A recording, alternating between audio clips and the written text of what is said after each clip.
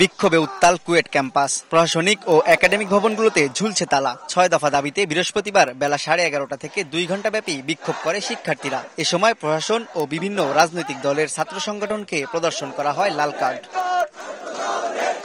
এদিন দুপুর 12:30টায় বিশ্ববিদ্যালয়ের দুর্বার বাংলার পাদদেশে সংবাদ সম্মেলন করে দাবি আদায় না হওয়া পর্যন্ত আন্দোলন চালিয়ে যাওয়ার কথা জানান শিক্ষার্থীরা। উপদেষ্টার কাছে স্মারকলিপি দেওয়ার কথাও জানান তারা। সরকারের পক্ষ থেকে শিক্ষার্থীদের সঙ্গে কোনো যোগাযোগ না করায় ক্ষোভ প্রকাশ করেন।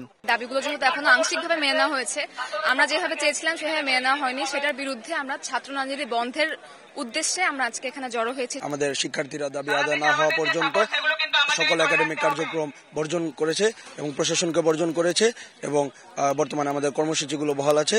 বিভিন্ন দিন বিভিন্ন কর্মসূচি হবে। নতুন প্রশাসন যদি আসতে হয় তাহলে আমাদের এই দাবিগুলো মেনে নিয়েই তাকে আসতে হবে। প্রশাসনকে বর্জন করেছি এবং প্রধান উপদেষ্টা বরাবর আমরা একটি স্মারকলিপি প্রেরণ করব।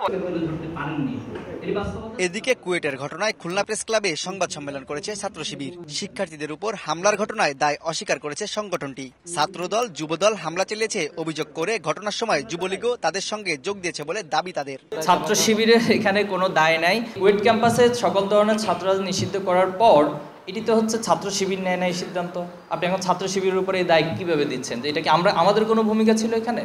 এখানে ছাত্ররা তাদের দাবি উত্থাপন করেছে। শিক্ষার্থীদের দাবির প্রেক্ষিতে বিশ্ববিদ্যালয়ের সিন্ডিকেট সেই সিদ্ধান্ত গ্রহণ করেছে। নিজ বাসভবনে উপাচার্য বলেছেন, পদত্যাগ ছাড়া ছাত্রদের সব দাবি মেনে নেওয়া হয়েছে। শিগগিরই শিক্ষার্থীরা ক্লাসে ফিরবে বলেও আশা তার। শিক্ষার্থীদের উপর হামলার ঘটনায় অজ্ঞাত 400 থেকে 500 জনকে আসামি করে বুধবার রাতে নগরীর খানজানিলি থানায় মামলা করেছে কুয়েট প্রশাসন। তানজিম আহমেদ, সময় সংবাদ, খুলনা।